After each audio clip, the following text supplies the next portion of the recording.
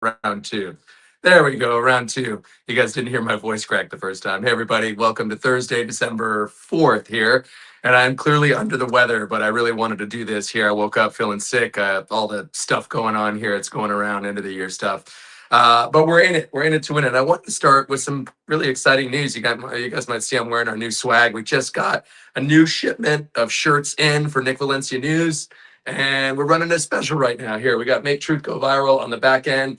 Donate $30 to Nick Valencia News and you get a free shirt. Everybody loves shirts, right? So we just got these in. So super excited about that. We got our merch in just in time for the holidays. But we wanted to pivot. Usually I start here by talking about our latest reporting and what's been going on. But we wanted to give you an update here about the race in Tennessee's 7th Congressional District and just how close it was.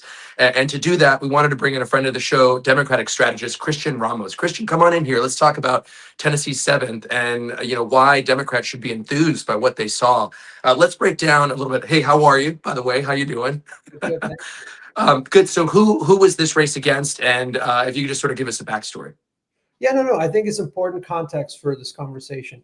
So Mark Green was the Republican who held that seat. He won in 2024. He retired because he was doing some highly unethical, possibly illegal business dealings. You can never really say in the Trump era because a lot of these grifts are allowed. Shadiness is accepted. Exactly. It's a positive. So in 2024, Green won against his Democratic challenger 60 to 38%. That's a 22-point swing. Coincidentally, Trump won that district by nearly 23 points. Wow. Last night, Bain only lost that race by 10 points. That's a 13-point swing from where Trump was when he won in 2024. Bain ran a strong race, but the story here is that MAGA voters are depressed by the Epstein saga. And voters who voted last cycle for Trump around the economy are frustrated, angry. They stayed home or voted for Democrats because the cost of living is so high. And I like to give this number here. U.S. employers have announced 1.2 million job cuts so far this year, the highest total since 2020, a recession, and before that, 2008, 2009, also a recession. So it's the cost of living and jobs, I think, are really starting to hurt the Republican brand.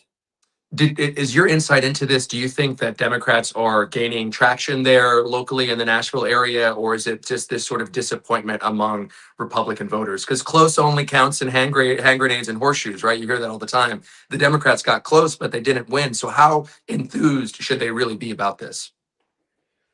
Well, I go back to the numbers, a 13-point swing, right? What I think a lot of people don't realize here, there are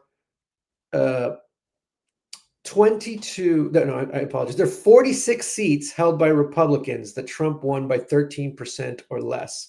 Wow. 46 seats that Trump won by 13 or less. So if I'm a Democrat, right, and I'm running in one of these seats that Trump previously won by just 13 points or less, and she met that spread, and that's Afton Bain. That was the Democratic challenger in this one, Afton Bain. Yeah, they met that spread. I can win. I can win in these red districts. That means, what will it take, Christian? What will it take to get over that margin? You get close. You've clearly created a gap that is a lot smaller now. But what's it going to take for Democrats to take a seat over?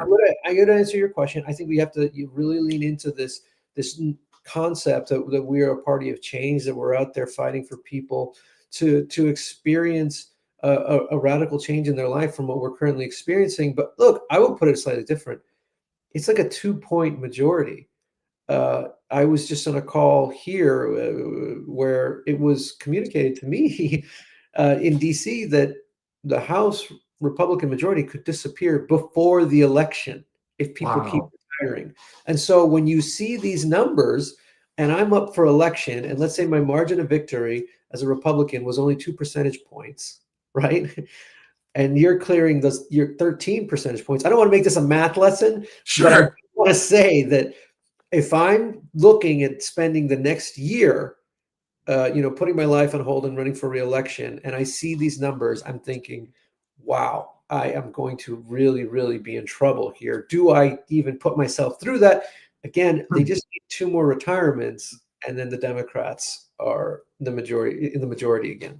So Afton Bain was a lot more of a progressive candidate, as we saw last time against Mark Green, and we were talking before the show started, and that could have been one of the reasons that made her successful, or really a challenger with merit here.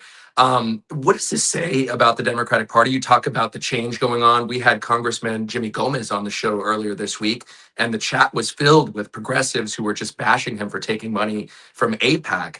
I have seen, not just anecdotally, but really on the ground in Los Angeles, this third party progressive movement gain some momentum in the Democratic Party. Is that here to stay? I honestly think this is like an argument for party activists. I think voters don't care. I think voters are really looking at this. They don't look at anything through the prism of right versus left. They're looking at it through the prism of who's going to help me, who's on my side, who's a fighter, who's fighting and not giving up, and is really, sounds like a human being. And so Mhm. I think on that metric, Bain did a good job. She did what she needed to do. She prosecuted her case. That was a very, very hard election to win because it is such a deep red state.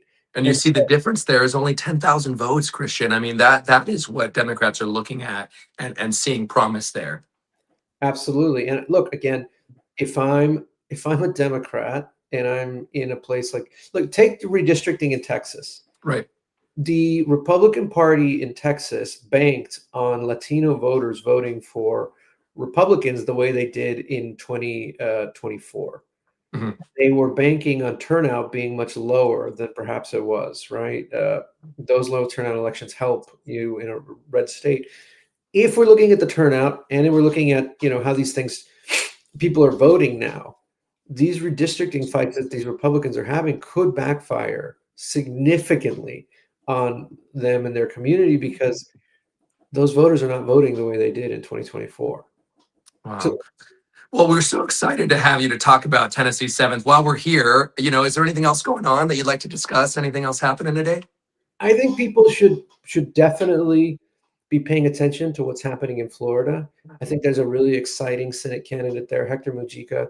He just announced he's running for Senate. I'm actually going to go see him at a meet and greet today, and I think he's got a lot of potential. And if you're seeing those numbers like you're seeing them in a place like Tennessee 7, I think places like Florida, right, Yeah. where people are really upset about rising prices and everything, and Trump and the MAGA brand is taking a beating. I think somebody like that could be very competitive. Well, we always love your insights. We always love you here. I'm so sorry you got to deal with me and my raspy voice here today, man. I appreciate you always stopping by. Christian Ramos, Democratic strategist. We really appreciate you. We'll see you next time, man. All right, that was Christian Ramos who's giving some insight here on Tennessee's 7th congressional district. A very, very close race between Matt Van Epps and Afton Bain, decided by just 10,000 votes in a place that is ruby red, somewhere where you wouldn't think a Democratic challenger would have a life at all. But Afton made it a very, very close race. So thanks for Christian breaking that down. We pivot now next. We had a former federal judge, Carla Espinoza. Eric, is she in the waiting room right now? Okay. Let's try to talk to her. I think her camera's off right now, but we want to invite her in, see if she turns her camera on here. Oh, okay. So we're gonna wait. I think we've got some technical problems with the former federal judge Espinoza. We'll pivot here. We have Raul Pinto. We wanted to talk to the American Immigration Council as well about their latest report that they released at the end of October on family separation. You remember that? In 2018, I was there on the ground in Texas covering family separation, and just to remind you guys what people went through back then, we have a report from 2018. This 7-year-old boy from Guatemala was finally embraced by his mother in a Baltimore airport this morning after weeks apart. They're just one family lucky enough to reunite after being separated at the U.S.-Mexico border. This is the only son I have, and I am never going to be separated from him again. U.S. Customs and Border Protection says it has unified approximately 500 children, over 15%, with their parents who had been referred for prosecution for illegal entry. By that math, more than 3,300 immigrant children have been separated in the U.S., and a vast majority of them are still wondering when they will see their loved ones again.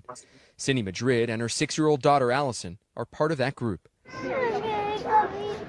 Allison's is one of the tiny voices recorded by ProPublica that sparked national outrage this past week. Also this week, CNN spoke with her mother, who is currently being held at this detention facility in Port Isabel, Texas. Allison is reported to be more than 1,200 miles away at a children's center in Phoenix, Arizona.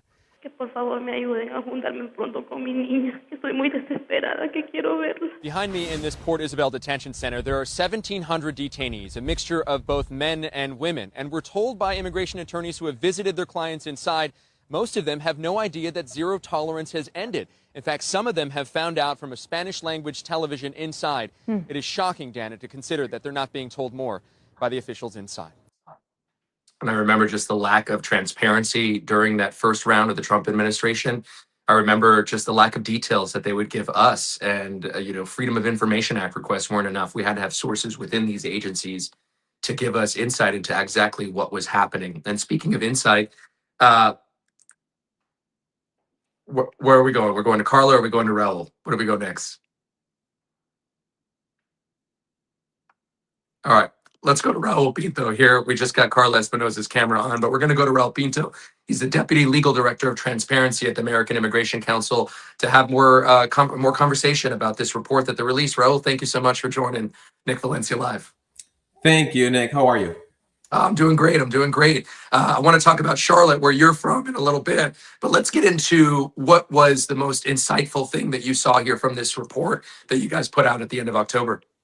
That's a good question, because that's very tough to choose. But one of the key takeaways from me, from all of the information that we reviewed, was the bipartisan efforts to get transparency after the policy had been announced and then rescinded. Congress, from both parties, were looking into the data, were looking into what was happening, and really pressing Department of Homeland Security to provide the public with answers so that there would be at least a little of accountability, which was arguably never reached. But surely there were attempts by Congress to get there. One of the things I hear all the time from conservatives is that family separation happens all the time. I know that the agents have discretion as to whether or not, if they believe an adult with a minor is not their family or their kin, they separate them. Trump made it a matter of policy and made everyone crossing a felon the moment they crossed. Give us some more context as to why family separation was such a tragic part of our American history. Yeah, absolutely. I think that may hold true, but during that short period of time, which the policy only lasted from about April when it was announced to June 20th in 2018, it was supercharged. The numbers just show it. If I hope everyone gets to go to our report showing the numbers, showing the particular spike during that particular few weeks, and just it was almost automatic. Which at that time, Secretary Nielsen was continuing to say that they weren't happening as a matter of course, but truly it was, and it was reporters like you all, reporters like Lomi Creel from the Houston Chronicle at the time, sort of giving air to this story that kept popping up, which is that kids were being separated from their families. So that was truly important, that work. There are children who still have not been reunited with their parents. How many children? What do you know about those cases? Can you give us any anecdotes, Raul? Well, I think those numbers are really hard to tell, because the data that we reviewed were the numbers given to us by CBP and by the other agencies in response to a FOIA request. And one of the main problems that we saw with that data set is how inaccurate that data truly was. If I can go back and just talk a little bit about the process. Absolutely. Once the family was coming in through the border, what was happening is that CBP and Border Patrol was actually marking that child as unaccompanied and the parent as a single adult, and therefore splitting up that family, which made reunifications really, really difficult, which leads to the problem that you are addressing, Nick, which is many kids just continue to be separated. So we really don't know that number. And the second thing that I will add is that separations are continuing till this day, and they look a little different. But they're still being used as almost punishment for individuals to not continue with their immigration process. And some would call it sanctioned child abuse, Raul. Absolutely. I think I would agree with that characterization. And using it as a weapon to really get people to abandon their immigration due process. It was meant to be cruel, to act as a deterrent. We knew that from conversations after Stephen Miller left office. And you have highlighted in your report some key players who really were instrumental in this family separation policy. Who are they, and are they part of the administration now? Yeah, I mean, we knew that Stephen Miller obviously played a key role in developing the policy. We obviously knew that everything had to be approved by Secretary Nielsen at that point. At that point, AG Jeff Sessions. But the one name that keeps popping up is Tom Homan, who is now the detention czar. And so we're seeing some of these very strategies and tactics being utilized, and the cruelty that you see in some of these cities are being propounded by someone who had a very close hand in the development of this very, very cruel policy.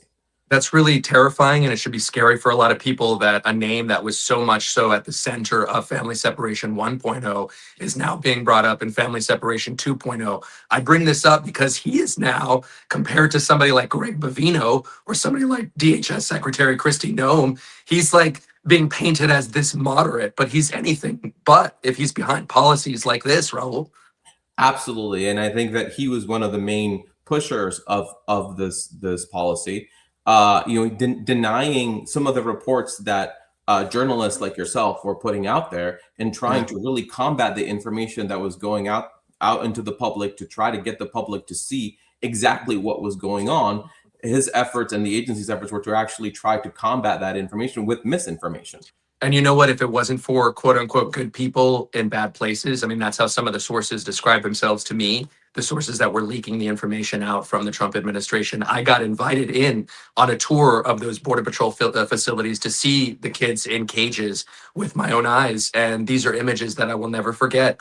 This happened about a week after they brought in those social workers with the blue polos. And I will never be able to get this image seared in my mind out of a 4-year-old child with this catatonic look.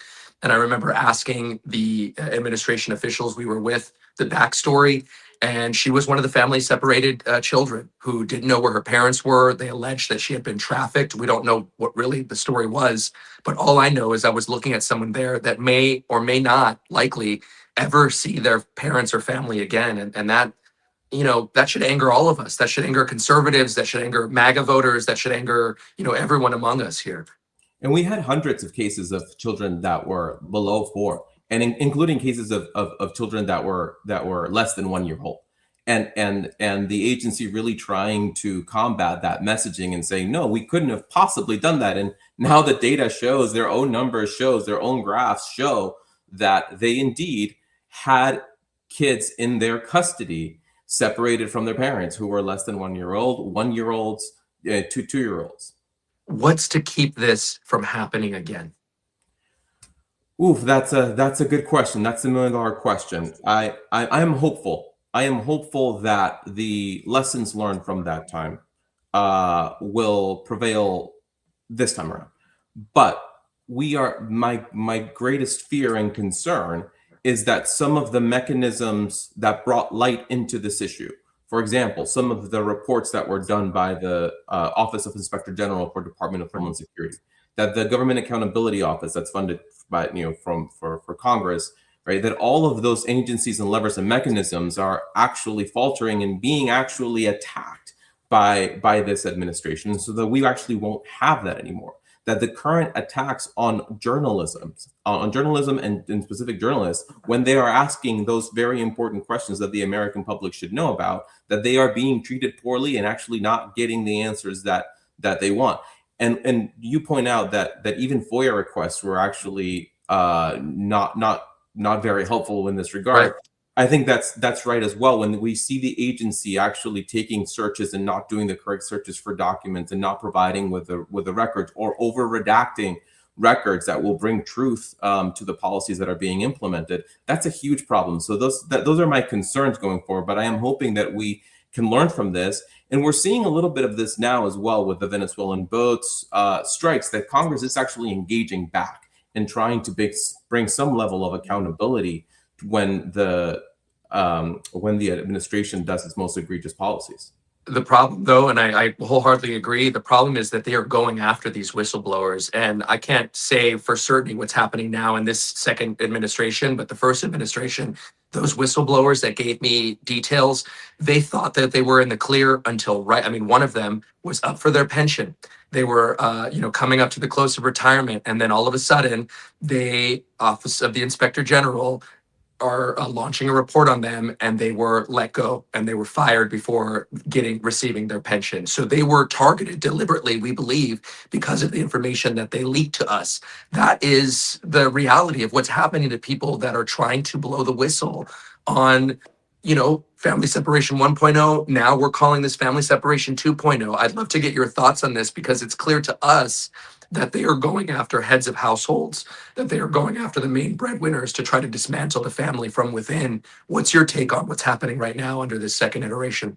Yeah, I think that's a very good comparison, right? One of the things that we are very worried about is how those policies and that same cruelty, that baked-in cruelty of the enforcement mechanisms, are actually being utilized. Once again, we've seen enforcement be focused on males, on head of households, as you're mentioning, these family separation tactics. But I want to go back to something that you mentioned before as well, because the decimation of the FOIA offices and oversight offices through the Doge buyouts, through different types of mechanisms where FOIA officers are actually leaving those key officers, and there are gaps in those reportings and how the agencies respond to Freedom of Information Act requests. That can't be understated, and the agency is actually taking a very long time then to respond to these requests that are so important for transparency, adding to the fact that the administration has been a champion, quote unquote,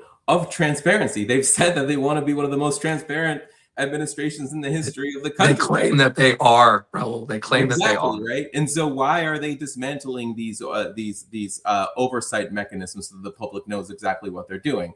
And for those that don't know what a FOIA is, that's a Freedom of Information Act request. It's basically the way, excuse me, it's basically the way journalists and other organizations try to get information that's not completely transparent or forthcoming. Public records requests, you have to go through this whole. I mean, how would you describe it, Raul? Because this part of the stuff that you guys got was through FOIAs. Absolutely, and you got very close in your description, Nick. We file these requests, and we file these requests for policy documents, any communications that the government may have had.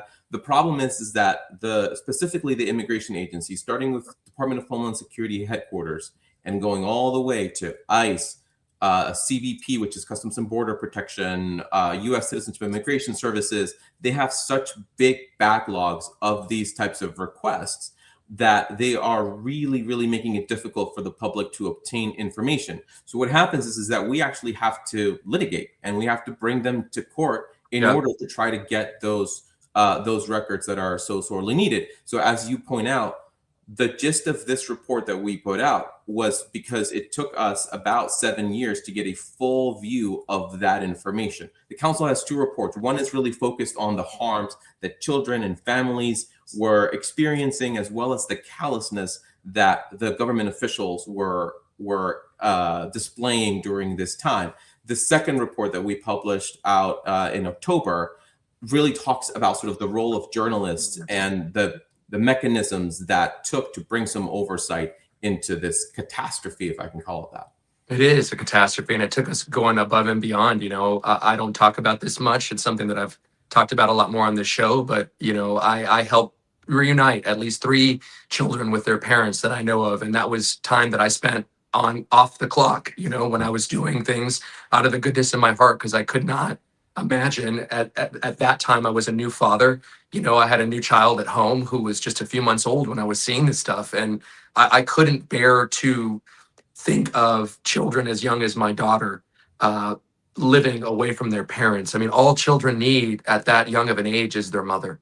Yeah. All they need is somebody to nurture them, and every child has the right to be nurtured.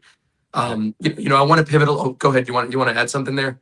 I do, because one of the great features of this report is the experiences of different actors within that system. And one of the components right now is an audio interview with the council's right now director of programs, who at the time was working for Capitol Hill and had a very similar experience to yours. So it's going behind the scenes and hearing those stories. And he says a story and talks about his story very similar to yours, which is, just the personal emotions that went into it, and seeing these children as young as 4, 5, and 6 being separated from their mothers, and their mothers not just being separated, but their mothers not knowing where they were. So if you can imagine, if you have children, young children at that, you can imagine just the pain, the suffering, and knowing that was done in our names, in our country's name, is astonishing. And I would love to connect you guys with the Women's Refugee Commission, because they say that very thing is happening right now. When they meet women on the Central American side, they don't know where their children are right now, Raul. I mean, it gives me goosebumps. Yeah. And the other, and I would love to make that connection. That would be great. And then the other thing that I want to highlight is we do have additional content being added later this month and in January that will feature the stories of immigration attorneys that were in the same boat and working with families, and journalists that were in the thick of it and really reporting on the story. So I hope that folks get to listen to those audios. You've been absolutely wonderful. We would be so grateful to have you on anytime, and come back in January to talk to us about that. Before I let you go, though, I know you're from Charlotte. Is that right? You are from Charlotte? I lived in North Carolina for a very long time. I spent a lot of time in Charlotte. I did more Know Your Rights presentations with the Latino and immigrant communities that I can remember in that city. So I've been there for quite a while. Yes. So what did you think of what you saw happen there, and how that city caught the ire, but then also really surrounded the Latino community with love there? One of the things that you should know about Charlotte is that the Latino community really had a hand in building it. And so it was very sad to see places that I went to, neighborhoods that I sort of traveled through, and seeing them sort of under siege, and seeing the pictures being under siege. It was incredibly sad. But as you're pointing out, uplifting at the same time to see the protests coming together and see the community really rallying around Latino businesses who had to close because they weren't. Because they weren't getting their usual clientele, because or out of fear, they thought they would be targeted. Exactly right. And so it was both inspiring and sad at the same time. And hopefully there will be a reckoning and a stop to these practices. God willing. Raul Pinto, thank you so much for taking the time with Nick Valencia Live. We really, really appreciate it. And I mean that. Come back in January to tell us about your report and your new study. Well, thank you so much. I really appreciate it. Thank you for having me. God bless you, man. Thank you so much. That was Raul Pinto, one of the legal directors over there at the American Immigration Council, telling us about their latest study with family separation. Took them 7 years to get that information. 7 years. And they're just now coming to grips with what the realities were of all those children that were separated. A big takeaway there, they still don't know just how many children have not been reunited with their parents. We turn now to a former federal judge who was targeted by President Trump. We don't know why. Judge Carla Espinoza was sitting on her bench in the middle of a case when she got an email, a 4-sentence email, no reasoning, no justification, just simply telling her that she needed to basically turn in her badge at the end of the day. I don't want to put words in her mouth. I want her to describe it. The former federal judge, Carla Espinoza, joins us live now on Nick Valencia Live. Hello, hello, Judge Espinoza. Can I call you Judge? How should I refer to you? Primary title, but thank you for having me. I'm happy to be here and to share a little bit about what I've been through, but also what's happening with our justice system, what's happening in our courts, and also here in Chicago with the detention operations that have been happening. Tell us what happened in your case. How did you find out that you were fired, and why? So as you described, it was a Friday, July 11th. I was in the middle of a case, and I knew something was happening with my colleagues. We have an internal messaging system. So judges in California, Ohio, just across the nation, I saw them messaging, and it was normally the time where we would be hearing cases. So that was very unusual. And I saw one message, the other, another come through. I was hearing a case, so I could not read the substance of the messages, but I knew something was happening. I did not know at that time whatever was happening also applied to me. So I did my best to continue hearing the case and give the person before me who was detained um, a fair hearing. And at some point, we took a short break because I was ready to render a decision. And then I realized that whatever was happening nationwide also affected me. When the acting assistant chief immigration judge tried to contact me in the middle of the hearing, and then I realized then that I had been targeted for unlawful termination. They didn't give you a reasoning or a justification, but why do you believe you were fired? That's correct. So the letter in the email that I received had no reasoning. I requested one thereafter. I am still waiting to hear. I have never And gotten a this is response. months later, you're still waiting to hear. Correct. And I know I'll never know what truly went behind the reasoning for targeting me and other colleagues, but what I can see is patterns. And the pattern that I saw of my colleagues, judges that were appointed in July of 2023, was that mostly women were targeted, that mostly in all judges who use a Hispanic last name were terminated from that class. Middle Eastern last names were terminated. South Asian last names were terminated. We also saw a pattern that judges who previously represented immigrants in their prior careers, especially if they did pro bono work, were terminated.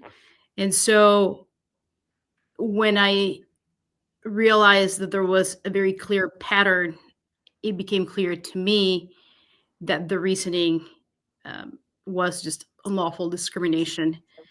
I believe that they targeted Chicago very heavily, and other cities such as San Francisco and New York have been targeted and continue to be targeted. We just learned last week and even 2 weeks ago, San Francisco was targeted again. A lot of judges were terminated in the same manner without any reasoning. And I was shocked. I was shocked because we all were trying to do a good job, to be fair, to be efficient. I, for one, was in charge of the detained docket at the Chicago Immigration Court, which is by volume the third busiest court in the country. Wow. And the detained docket hears cases in the entire Midwest. So it covers the Seventh Circuit, it covers Illinois, Wisconsin, Indiana. But sometimes because of the movement of people, they may be located in Kentucky and in other areas. So a very large docket. It's a priority docket, obviously, because people are detained. And I was known for my efficiency and fairness from both sides, government attorneys as well as the private bar.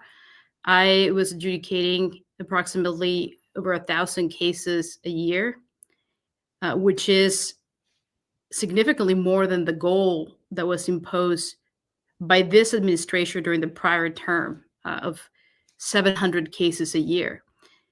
When you compare that to any other federal judge, that's already an incredibly high number, 700 cases. I was adjudicating well beyond that. So I never really thought, based on the messaging that we'd heard, that they wanted to address the backlog, that they would target judges who were doing exactly that, working very hard and efficiently and fairly to hear cases properly. That is, giving people due process. It seems like they don't care about the backlog of these immigration cases. I think that's true. I think the backlog is not their priority. I think they want, it seems to me now, based on what I've seen happen, they want to choose judges, even without training. They're willing to do that so long as they believe they will rule a certain way. bring in these military judges who maybe are more conservative and have no idea the complex immigration law, but they are technically judges, right? And maybe more favorable to how the Trump administration wants them to rule. What happens then to all these cases? Do people just wither away in the private detention infrastructure? So yes, that is a significant problem that I'm now seeing as an immigration attorney. But just to put things in context, it's not just that military attorneys might have a certain leaning politically. Leaving that aside, you have military attorneys who are used to dealing in martial law, not civilian law. So we have legal concerns about whether that can legally be done in the United States. But then you have other issues. So training is a huge issue. It takes months of training for a judge to become comfortable being on the bench, hearing cases, and doing it well. For me, even though I had a prior career in immigration, so over a decade of experience doing the exact same type of cases that I was hearing, I still went through very extensive training, mentorships. It takes about 6 months to become comfortable being on the bench. At least, I'm sure. At least that's when you know the law. You are used to litigating, working with immigration law. So now we have someone who is used to martial law, used to following orders, which is a huge concern. It's a concern that military attorneys are not going to rule on cases based on the facts before them, based on the law, but rather orders. So that is extremely concerning, and it should concern everyone because it is destroying due process for immigrants and for people who are appearing before these judges, and just generally training. There's a formal training relating to the law, to technology, to the infrastructure. There's also practice that is done observing cases, following judges, and mentorships. Those take months. And normally, judges within their first 6 months don't have a full docket. So, by bringing individuals who have no prior training, who are just used to following orders, who are not going to be able to handle a normal docket from day one, and at the same time, getting rid of hundreds now, it's over 100 judges.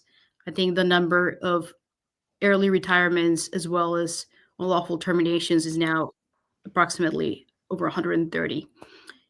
So you're getting rid of judges who have training, who have experience, over decades of experience in immigration law or on the bench, and you're bringing someone that doesn't know how to do the job. And they may be great military attorneys, but that's not the issue. The issue is, can they do this job fairly? They're attacking the judicial system. That's what it feels like from my perspective. What does it feel like to you? It feels like exactly what you mentioned. They are attacking and weakening the judicial system, and that should be Why? Why? What's the point? everyone. Uh, I wish I knew the end goal here, but what I can see day to day is they're attacking the justice system, and at the same time, they're making it unbearable for immigrants. Uh, And the attack of the justice system, it affects more than just immigrants, by the way. So there's entire swaths of the Department of Justice that have been dismantled, prosecutors who have been targeted. So there's a lot to analyze there, but focusing on immigrants for purposes of today, they're making it unbearable for them to pursue their cases lawfully, just to pursue what would normally be given to them in hearings that follow due process. And so I think the combination is detaining them. That's what we've seen very heavily here in Chicago. Changing the rules, trying to change the law It's now been determined to have been unlawful by over 300 district courts, and now there's an injunction. But what they were doing is detaining the breadwinners of the household and saying the normal process upon which you can pursue or request a bond hearing before an immigration judge, we're going to take that away. And so now we're going to detain you. We're going to say you're subject to mandatory detention. And obviously, having the breadwinner, the person who usually supports a household, being detained, told that they're not allowed to even request a bond hearing, and having to fight their case, contest their case while being detained, very likely far away from home. At least here in Chicago, individuals were being processed at the Broadview staging facility, but usually were being sent elsewhere. But that included places like Texas, Missouri, Michigan, Indiana, California, Louisiana. So it could have been really far away from their families, but also their lawyers, the members of the community that could help them. So you're isolating them, making it difficult, if not sometimes impossible, to access legal representation. Cruelty is the point. I mean, that's what we've heard from other immigration attorneys. They go to show up to go see their client and they've been moved. They can't find them within the internal system. They're not offered a chance to have an interview with a bond officer or detention officer, things that are afforded under these immigration laws that we have in this country. One of the things that I wanted to ask you, I'm going to call you Judge Espinoza. One of the things that I wanted to ask you is there was a case that you were part of that may have caught the attention. It became somewhat of a controversial case where there was an undocumented immigrant who was wrongfully accused of sending threatening letters to President Trump. You granted that undocumented immigrant bond. Do you believe it was that case that caught the attention of the administration? Do you think that had anything to do with your firing? I've thought about it, and I believe that it was likely a part of what led to my unlawful dismissal. And part of it is I was always going to do the right thing, rule based on the evidence before me and the facts as had been presented to me. The Department of Homeland Security had an attorney representing their interest that did not file any evidence or made any arguments against bond being granted. And at that point, it was clear based on rulings in Wisconsin that someone else had been charged for trying to impersonate this immigrant. And so I ruled based on the law, which requires me to consider whether a person is a danger to the community or a flight risk. And at that time, that person, there was no evidence that he was a danger to the community because there was no evidence that he actually made those threats. Right. Quite the contrary, there was a lot of evidence that he did not make those threats, or that he was a flight risk, having been in this country for decades and having very strong ties to the community.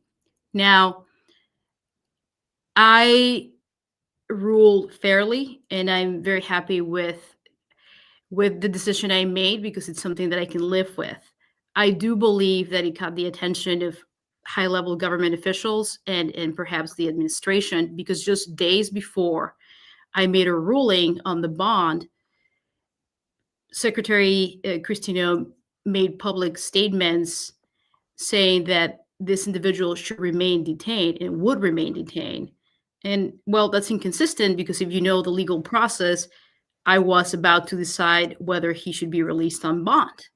So to say that with that level of confidence told me one of two things. Either she didn't know the legal process, which is very likely, or she knew what was happening and yet said that almost as intimidation to me, maybe to rule a certain way. I don't know. I don't know which of the two it is, but certainly it seems like it's one of those two options. Ms. Espinoza, there can't be that many Latina federal judges out there. I don't know what the number is, but in talking to you and looking at you, I can't help but think that this administration fired somebody who has been the jewel of the eye of their family, I'm sure, who has broken through so many barriers and gone through so much adversity as a woman of color in this country to achieve and get to the level that you got to. I would just love to hear from you personally about what this did to you personally by having this job that you work so diligently towards achieving, this goal ripped away from you unlawfully and unjustly. It was very difficult, partly because as judges and lawyers, we believe in justice. And so when something unfair happens, it's very hard to come to grips to something unlawful, illegal, and unfair happening to you, a person that wanted to impart the law, believes in justice. And so it certainly took some time for me to process what had happened. I was in shock. And it was difficult to try to explain that to my loved ones at home who also did not understand the why. And the reality is there is no reason why. There is no legitimate reason why. And so, well, I don't know that I'll ever get that closure. I do know that it obviously affected me personally because, as you said, not just me, but all of my colleagues made huge sacrifices to become judges. A lot of them, people sometimes don't realize this. A lot of them took, myself included, pay cuts to become judges. I sold my interest in my law firm that I previously owned. A lot of judges in my class of judges, the July 2023 class, had to move. Some of them had to leave their families behind. Some of them had to travel once a month to see their children. Some of them had to leave their spouses behind. Some of them had to rent additional apartments to cover courts that needed their help. And sometimes people don't realize all of the sacrifices that public servants made, especially that immigration judges in the class that I was in made to serve. And when you do all of that to then become a judge and then be treated this way in an extremely disrespectful way, obviously is disheartening. But as a person of the law, I did the only thing that I know what to do, which is obviously fight for justice. That's what I'm doing now as an immigration attorney. That's what I'm doing now personally for myself, challenging the unlawful actions of the administration interrogating judges, as well as challenging the unlawful actions in the way they're processing immigrants and detaining them, and having asserted that they were subject to mandatory detention. Yeah. Well, we know you're continuing the fight now as an immigration attorney. They're based in Aurora, Illinois, and you're taking up this fight here. You're not giving up, and that's giving us a lot of enthusiasm here to continue to see that someone like you who has gone through so much is not giving up. The last question I have for you, Judge Espinoza, do you still have faith in the judicial system? It's diminished. So there's two aspects. I have been very happy and pleasantly surprised to see district court judges, which now to me have become the real life equivalent of the Avengers, in realizing that unlawful things are happening in our country and they're trying to stop it.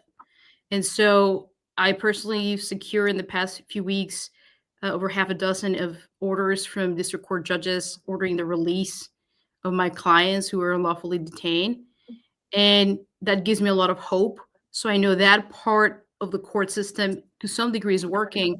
I think it's important to say a lot of these district court judges are doing it at a high cost. A lot of them had been targeted and threatened. So the entire justice system is being attacked in different ways. A lot of them have been called names. The administration has sued some district court judges. So there's a systematic attack. I believe judges are doing their best to do what's right, to rule based on the law, and to make sure that people get due process. And so that gives me hope. And of course, I'm going to continue in that fight to continue making sure that we get due process here.